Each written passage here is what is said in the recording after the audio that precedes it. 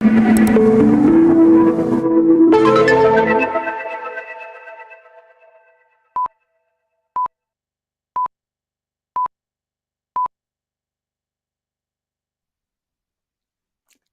Tezos Nation. Welcome to another edition of the TezTalks live stream. I'm Stu from the Tezos Commons. Joining me today is Claude Barde, developer advocate at TriliTech. Claude is the host of the Conversations with Claude video series and produces educational content for those developing here in the Tezos ecosystem. He can also frequently be found at global blockchain technology events, spreading the Tezos word to the masses. On today's stream, we'll be giving away a Tezos branded Nano Ledger to one of our lucky viewers. If you'd like that lucky viewer to be you, keep an ear out for a keyword later on during the stream. And of course, if you have any questions for Claude that you'd like me to ask, please add them in the chat at any time, and we'll get to as many as we can before we wrap up.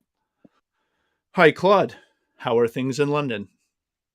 Hello, Stu. Yeah, everything is fine in London. So I think the fall is starting. So we have like 2 hours of sun, 2 hours of rain, 2 hours of sun, 2 hours of rain. So typical Londonian weather. Sounds a lot like Vancouver right now. To get the ball rolling, can you tell us a little bit about your role here in the Tezos ecosystem? Like, was there anything important I missed during my brief intro about you there? No, not really. So yeah, maybe I would just add, that I've been around the Tezos ecosystem for I think it's going to be 4 years in December. So yeah, it's been quite a while, and I really enjoy working on Tezos and the ecosystem in general.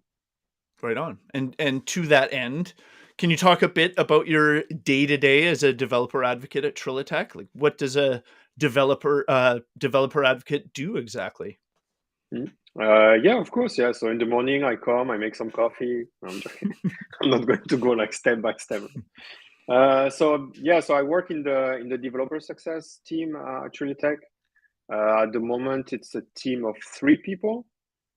So there's me, there's another guy called Sasha, and last week we have a new developer advocate who joined us called Beata. So the 3 of us are working there at the moment. So we work on different aspects of the developer success. Sasha works a lot on documentation. Beata is also joining on documentation, but they're also going to create content and educational content, and that's the thing that I'm focused the most on. So I create a lot of educational content, but also content in general about Tezos. Trying to teach people about what we do, why we are the best, and try to explain, like in simple words, like how everything works, and why Tezos and the way we do things is better than other blockchains. Okay. And why do developers need someone to advocate for them in a blockchain ecosystem like this one? So I don't think we really advocate for developers, but we advocate to developers. Okay. So the difference is that we bring something to other developers, so we bring the tools, we bring advice, explanations, we try to help them in their journey on Tezos. So when they start building on Tezos, we are here to help them. They may have questions about smart contracts, about applications, that kind of question. So we are here to help them. Also through documentation. So when we write documentation, the documentation is also targeted to developers who want to build on Tezos. So yeah, developer advocates more an advocate to developers to onboard them on Tezos and help them as much as possible when they want to build on our blockchain. It makes a lot of sense. So who are the people who are developing here on Tezos? Like, where do they come from in the larger tech space? So I met very different people developing on Tezos. Of course, there are a lot of people developing like NFT platforms. So there are developers who are interested in the art side of Tezos. Just today, I had a quick chat with a guy like that who wants to build an NFT marketplace on Tezos. So he had some questions about NFTs and royalties and things like that. So that aspect of Tezos is still very present.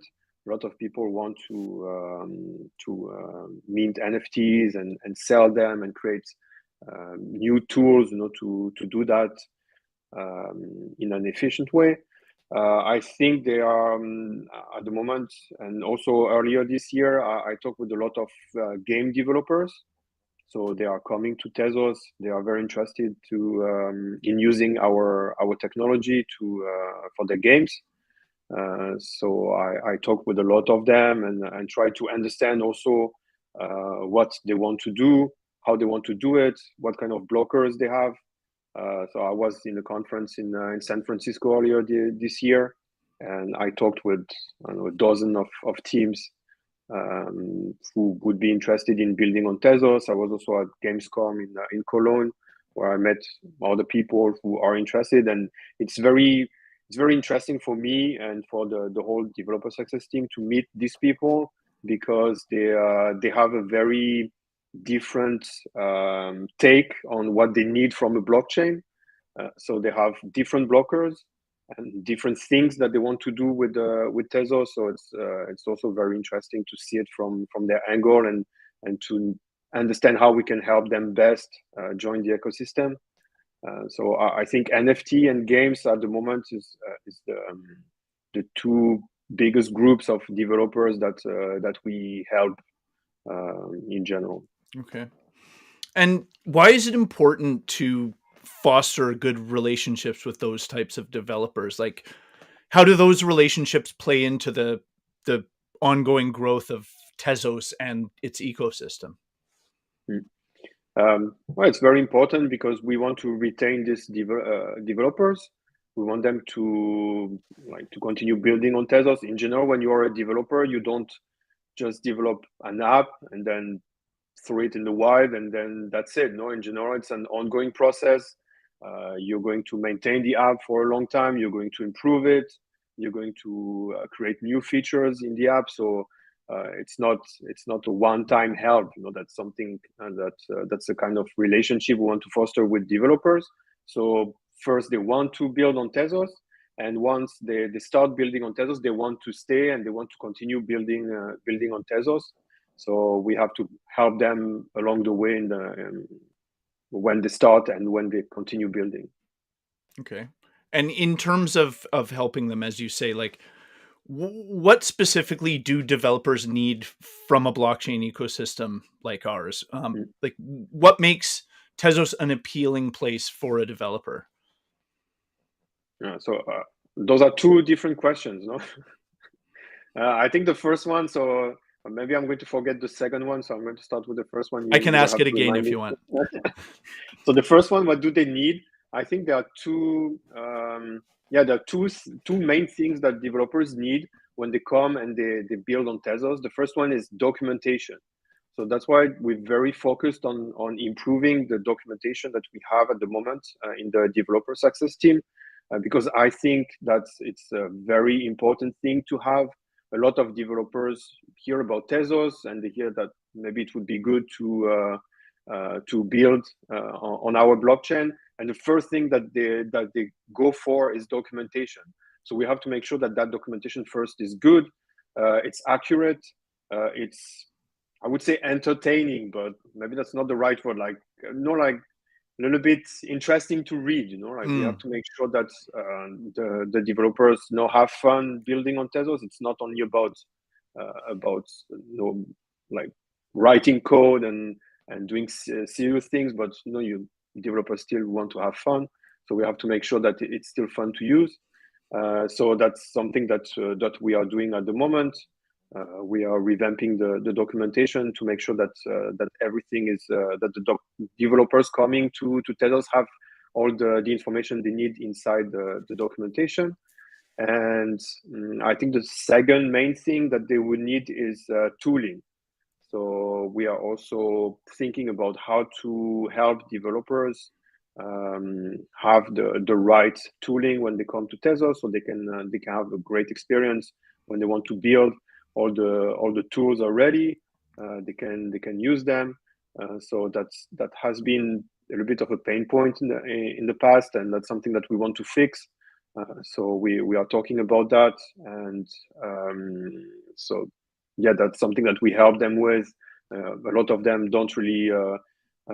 So a lot of them come from Ethereum, where, for example, you only have Solidity when you write smart contracts, and they come to Tezos and they ask us, like, which language should I use? Like Lego, SmartPy, they don't know which one to use. So it's our job to understand, not to tell them, okay, you should use this language, but to understand where they come from and advise them at the best. Like, for example, I'm a Lego guy, but I always ask developers when they ask me what language should I use, I ask them, do you know Python? And if they say yes, I say go for SmartPy. So the onboarding is very easy. They know already the language, so they can start writing the smart contract really quickly. So yeah, those two things I think are very important to welcome developers on Tezos: documentation and tooling. Okay. And the second question, the second part, aside from what you already mentioned about the different coding languages that you can use on Tezos, what else makes this ecosystem an appealing place for a developer? So I'm not really sure that the programming languages are an appeal. They are just a tool to use it. I think developers are more attracted by the features of the blockchain in general. So maybe decentralization, also like block finality. So on Tezos, you know that your transaction is going to be included. Your transaction is going to be final after 2 blocks. So at the moment, that's 30 seconds, and that's pretty fast, compared to other blockchains. So yeah, block finality is very important. Yeah,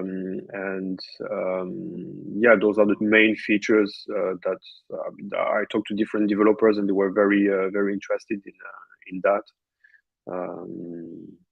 Yeah. Okay. And as I mentioned off the top, you're quite involved with producing educational content about the Tezos ecosystem, as am I. And I'm curious, what is your goal in getting that kind of content out there? So the goal is to reach as many developers as possible, and so to help them. So there are different types of developers. There are developers who don't know about Tezos. So we try to create content where we can explain to them what we do, why we do it better. And there are developers who already know about Tezos, or they already built on Tezos, or they want extra information. So that's also something that we try to provide. So the team just started at the beginning of the year, so it's true that it's still new. There are some things that we're still trying to understand how to make it the best way possible. So we're testing different things internally to see which one would be the best. So at the moment, I created a lot of content, so video content that's a little bit more general. So it's interesting for people who don't have a technical background, but also for people who understand a little bit better how Tezos works. So at the moment, I'm focused on that kind of general content, but we're also going to start creating content like educational content, tutorials that are more focused for a developer to explain to them like how to write a smart contract, or the differences between Tezos and other blockchains, or that kind of technical content. And in general terms, like there's you and there's me and there's several people doing lots of written content about Tezos. I'm curious, from your perspective, why is content creation important to the sort of ongoing progress and growth of the Tezos ecosystem? Well, I think it's important because nowadays, like, a lot of things happen online. A lot of people, for example, hear about Tezos and they go on Google and they Google Tezos. So we want to make sure that when they Google Tezos, they get the best content possible. They get content that not only is informative, so they can understand, what we do. They can learn more things about Tezos, but also have content that's engaging, so that they can also have fun and have a good time when they read our content or they watch our videos. So we are trying to find the right balance between education and fun. So yeah, content is very important because a lot of people are going to learn about Tezos through that content. There are, of course, some people that we meet in real life. I'm sure, Stu, you're like me, you talk about Tezos to everybody you meet. Of course. So, but no, that's not enough. Like, I mean, there are also thousands of other people who go online to look for information. So that's why content is very important. And that's why we're very focused on providing quality content and teaching people what we do on Tezos. Beautiful.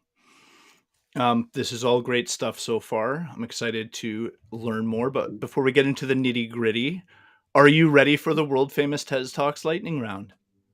Yes, I'm ready. Perfect. Just before we do that, I'd like to announce today's keyword for the Tezos branded Nano Ledger we're giving away today. Today's keyword is !TriliTech. Enter the keyword !TriliTech in the live stream chat, and Nightbot will randomly select today's winner, who will announce for the end of the stream. Okay, now, Claude, it's lightning round time. Remember, there are no wrong answers. This is just for fun, so our viewers can get to know you a little bit better. Are you ready? I'm ready. Cats or dogs? Cats. Pizza or sushi? No tacos. So we'll have to say pizza. Is this real life or are we in a simulation? Simulation.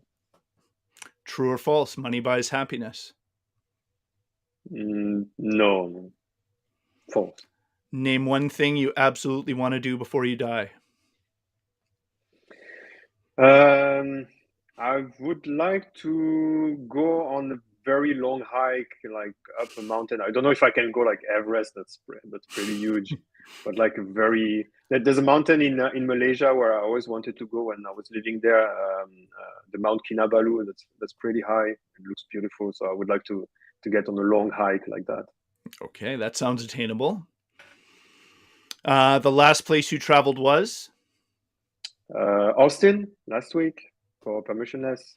I hear good things about Austin. Yeah, Austin's a very nice city. The food was great. People are very nice. The conference was really interesting. There were a lot of interesting talks. I came back with a lot of ideas. So yeah, it was a very good trip. In 5 words or less, how would your best friend describe you?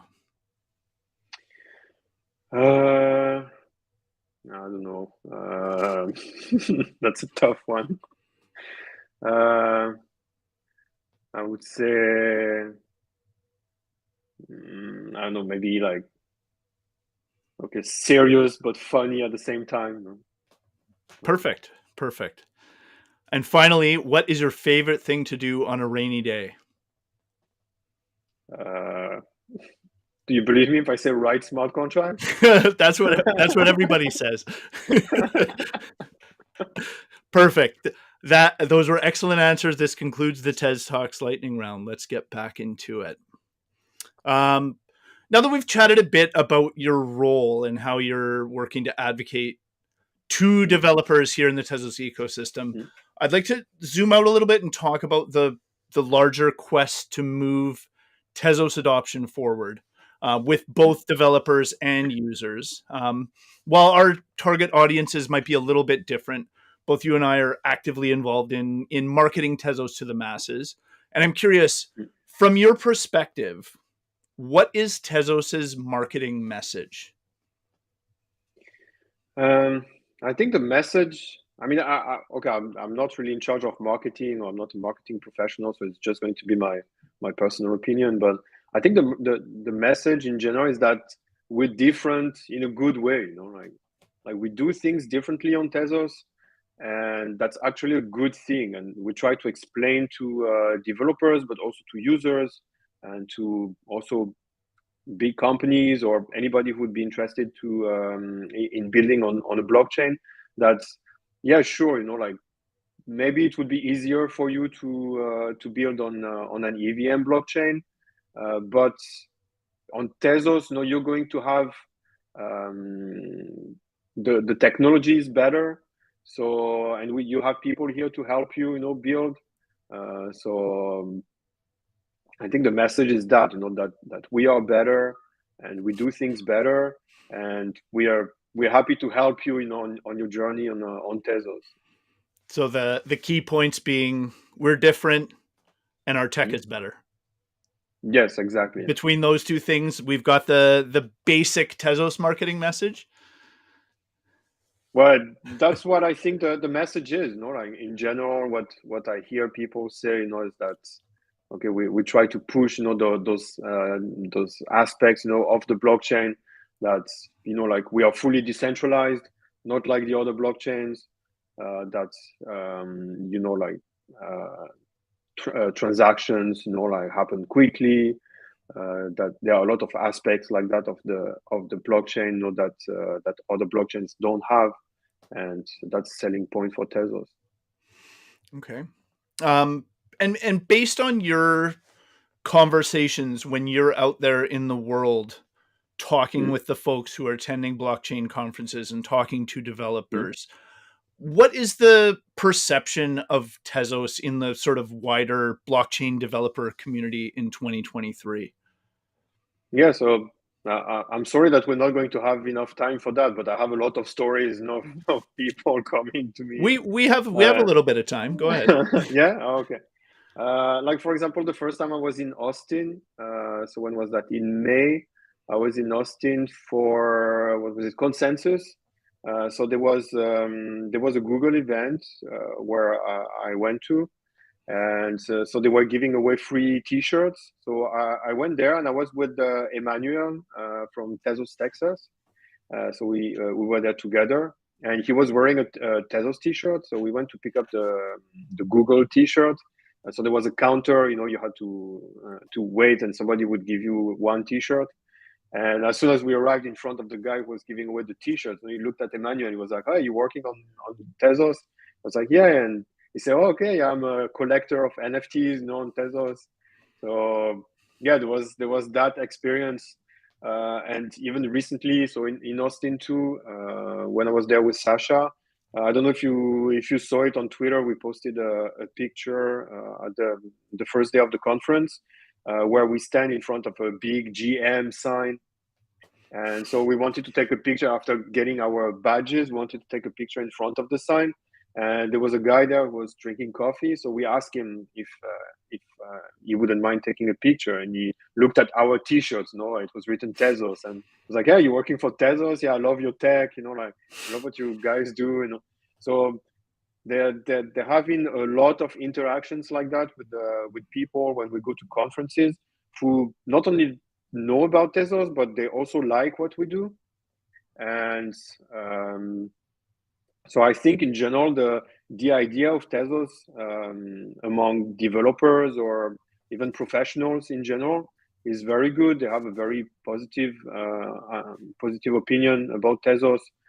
So it's very good, and I think it's a good base, to build on and to bring more things to these people. Well, that's good news for sure, right? Yeah. What do you think people misunderstand the most about Tezos's tech and ecosystem? Mm, I don't know if I would say that they misunderstand. I think maybe there's something that they don't understand properly. Okay. There are some things that are pretty technical that happen on Tezos, and I think personally that in the past we haven't been really able to communicate about these technical features in a way that people can understand. So I think developers in general don't have that problem because they understand how a blockchain works. Users have a greater problem to understand that because they're not technical.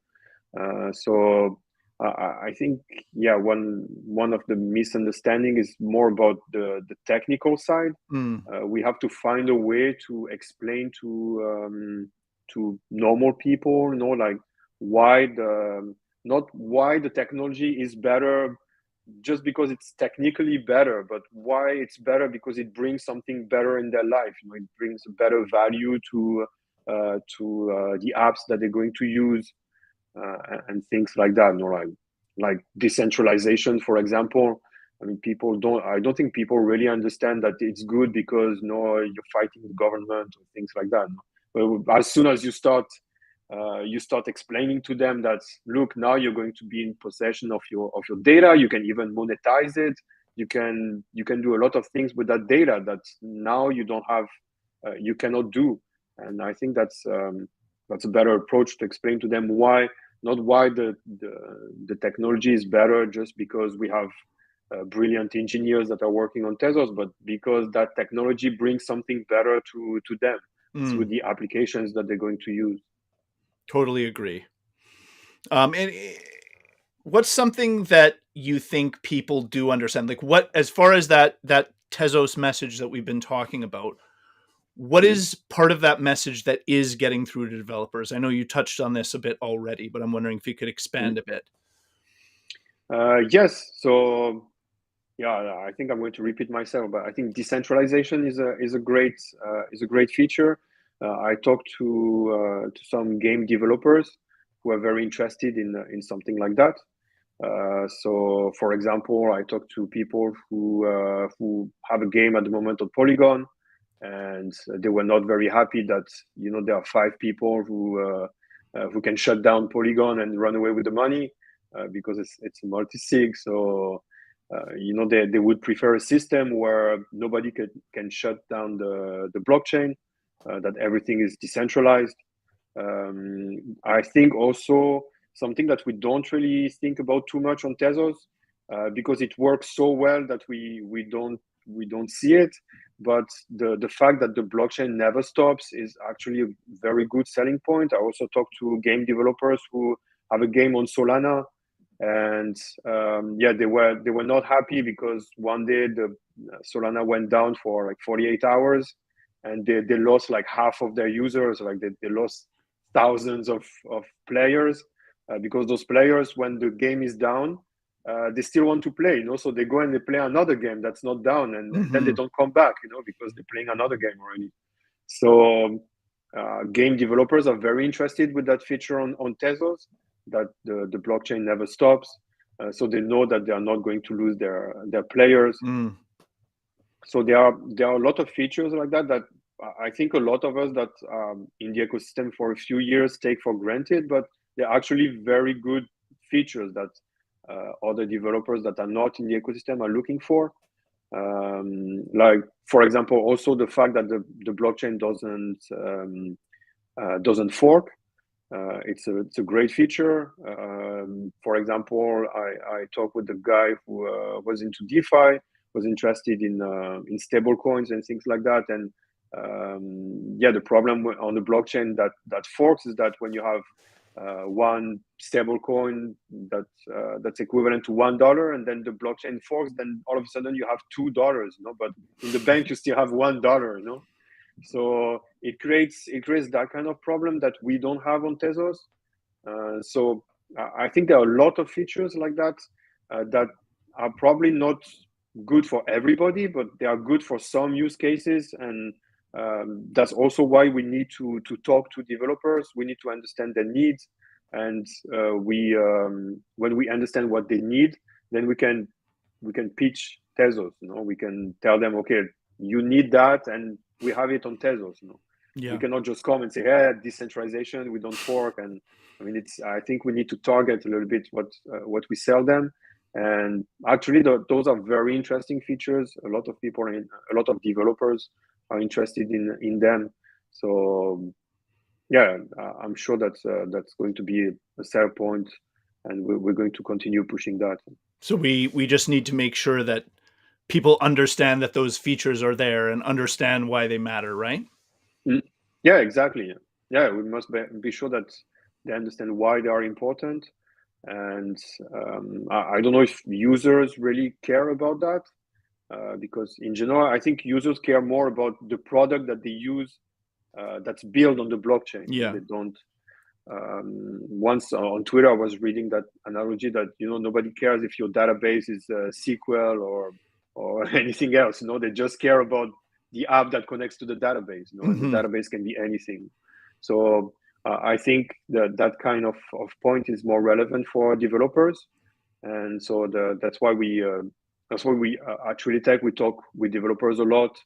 That's why I go to conferences. That's why I interact with developers through office hours, or every chance I have to talk with developers, I talk with them so I can understand better what they need, and I can make sure that they get exactly what they need to build on Tezos. Fabulous. Speaking of which, I understand you've recently dropped a tutorial on Etherlink, Tezos' EVM Rollup. Can you tell us a bit about that post and what developers can learn from it? Yeah, so it's a post about building a little dApp on the EVM rollup. So recently, so we've been working on an EVM rollup for Tezos. It's called Etherlink. So it's working, but there's still some features that our engineers are still working on. So everybody is free to use it. I used it to build the application for the tutorial. So it's a very simple ERC20 token. So all the code is available in Solidity. You just have to deploy it to the rollup, and then you build the application. So the application is just a typical Ethereum application. You use a library that's called Ethers.js to build it.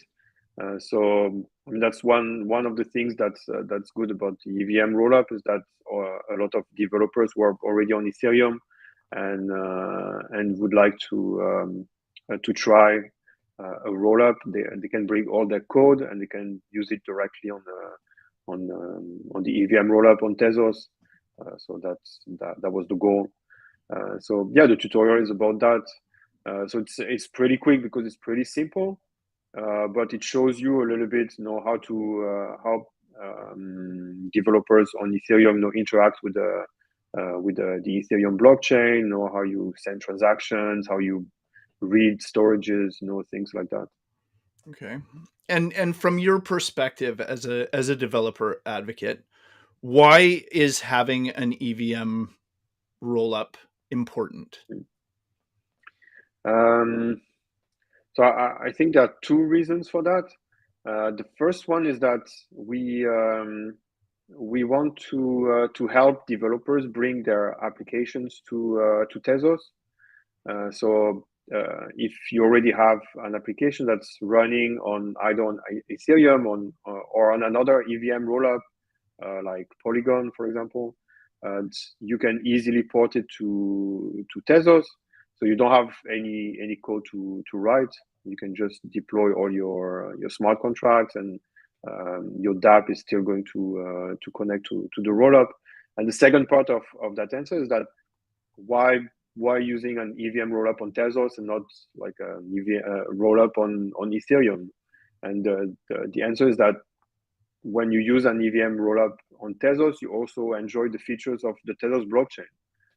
For example, for DeFi applications, you can interact with the Tezos blockchain, so to exchange tokens.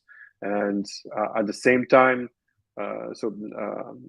before I wrote the tutorial, I did some research about how some famous rollups work on Ethereum, and a lot of them have no security check between Ethereum and the rollup, or very loose checks. While on Tezos, the checks are embedded in the protocol. Like the protocol makes sure that you cannot mess with the state of the layer one. So the protocol regulates the messages between Tezos and the rollup. So that's something that's embedded in the protocol. So it's verifiable. It's not something that you can tamper with. Mm. So I think that's that's one of the best features, sorry, of the EVM rollup on Tezos. That you not only you can port your code to the EVM rollup from Ethereum, but you can also enjoy all the security of using Tezos. Very cool. So what's next for Claude Barde? What can we expect to see from you and the TriliTech team in the weeks and months ahead? You're going to see a lot of videos of me, like that. Yeah, so I think we're going to continue working on creating content first. So we have like almost every day we talk about it. We brainstorm ideas, about what kind of content we should make, who we should make that content for. So I think right now we're going to, at the moment, as I said a little bit earlier, at the moment I've been doing a lot of general content. We're going to start pivoting a little bit towards technical content Mhm. a little bit more. So we're still going to make general content, but also more technical content. So yeah, content creation is still going to be a big part of our work at the developer success team in TriliTech. Also documentation, of course. So we're still working on it. We also hired somebody to help us rewrite the documentation. So somebody with a lot of experience in technical documentation. So he started working on that, and documentation is also going to be one of the main points of our team at TriliTech, because it's very important Mm. to provide documentation for developers. And I think also we would like to develop the Tezos presence in conferences or in different events at the same time. Because at the moment, so I've been to different conferences, but so we didn't have booths or things like that. We're just interacting with developers, or we were attending meetings or things like that. So I think the idea in the future is to have like a real Tezos presence, or like a booth. Like for example, in October, East London is coming. So we're going to have a booth there where developers can come and we can talk with them. We can advise them. I expect that a lot of people are going to come to ask questions about the EVM rollup. So I think also the idea is to have that presence for Tezos, where people can come and they can ask questions, and we can also inform them about what we do, and see how we can help them. Very cool. So those three things. So content creation. So mostly me. So you're going to see a lot of videos and tutorials, and well, I enjoy doing it. So it's not a problem. Right And on. then documentation and more presence, during international events. Fabulous. We've got several audience cues that I'd like to get to before we close off here. The first one being does TriliTech build applications for Tezos or just provide resources for developers outside of TriliTech? That comes from Yeah. Basmati Rice. So yeah, TriliTech is a big company. So we handle different aspects of the Tezos ecosystem. So we have different departments. So I work in the developer success team, but we also have teams, that work on art, for example, for Tezos. We also have a team for sports, another one for games, another one for DeFi. So we handle different aspects like that. And we also there are a couple of applications that TriliTech built. So it's not. I don't know all of them. So that there's one called Canvas that we've been working on. There are also different things that we do. For example, we built the NFT drops for McLaren. So I don't know if you collected those NFTs, but I there's did actually. so it's built at TriliTech. So yeah, we build different applications like that. Okay. And Rani asks, what is the long-term goal for TriliTech? Um, I think the long-term goal for everybody in the ecosystem is to see Tezos succeed, to see more adoption.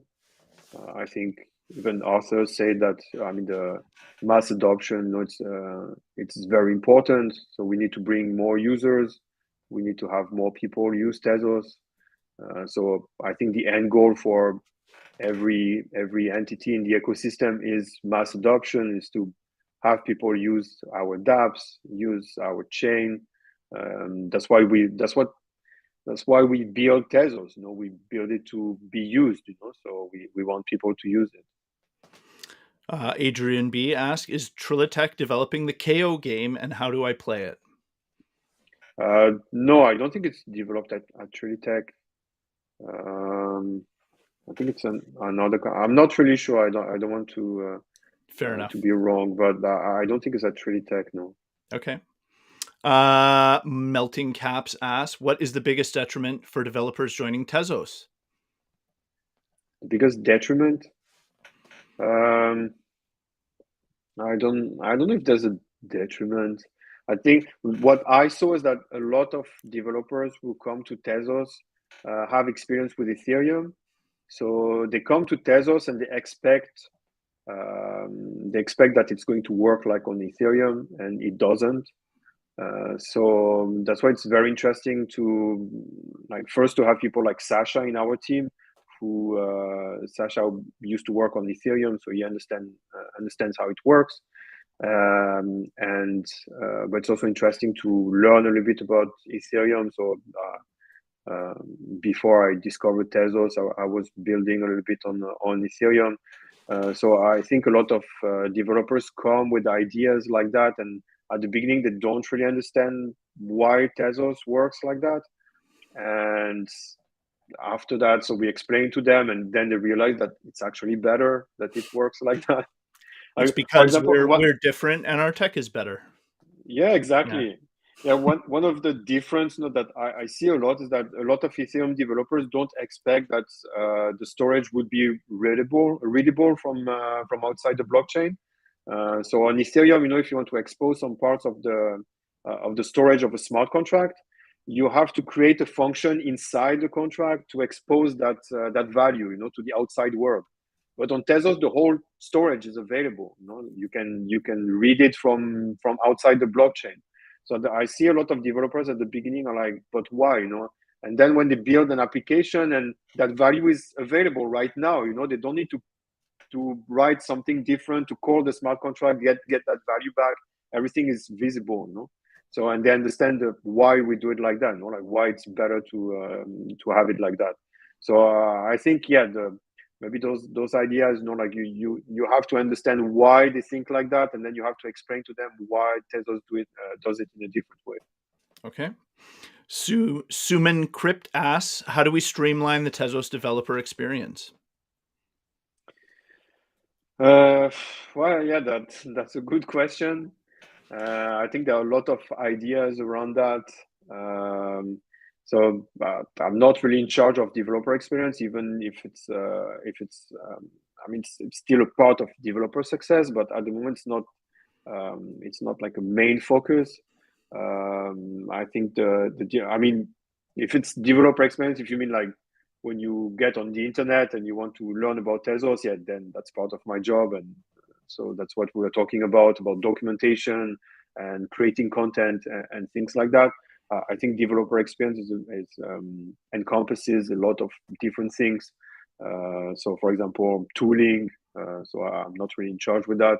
But if it's about documentation and content creation, so we actively working on it. And I think the best way to do that is to provide good documentation, to provide good content, and to give people, to make people want to build on Tezos.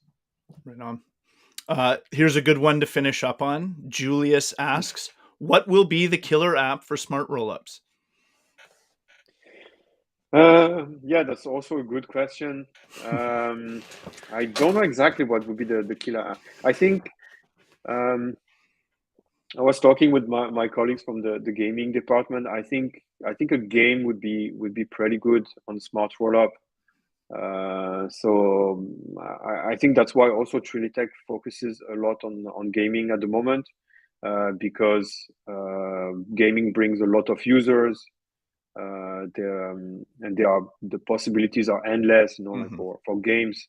And in addition of bringing users, it also brings like long-term users. It's not only people who come to Tezos and they use the game once and they're done. No, there are people who are going to use Tezos or the smart rollup like every day or regularly at least.